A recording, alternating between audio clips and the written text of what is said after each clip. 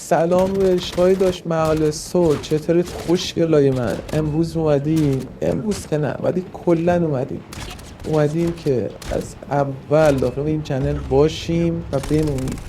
آقا این چنل رو صاف کنیم، لطفاً از اول ویدیو آموزش کالاف بذاریم، ویدیوی خفن ویدیوی سطح بالا. میبینید که بچه من بعد از 5-6 ماه برگشتم به کالاف، سطح اون اینه، به خدا دارم بهش میگم. بعد 5-6 ماه از کالاف برگشت، از کالاف گشتم اومدم دوباره کالاف.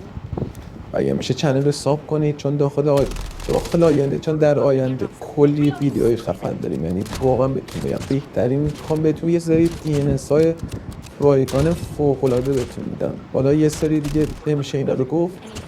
واقعا بهتون یه سری اتچمنت ها، آموزش سنس، هر چی که خودتون بخواید رو بهتون میدم. بهترین اتچمنت ها رو بهتون میدم، فقط برید عشق من حساب فرموشتون نشه. خوشگلا خدا.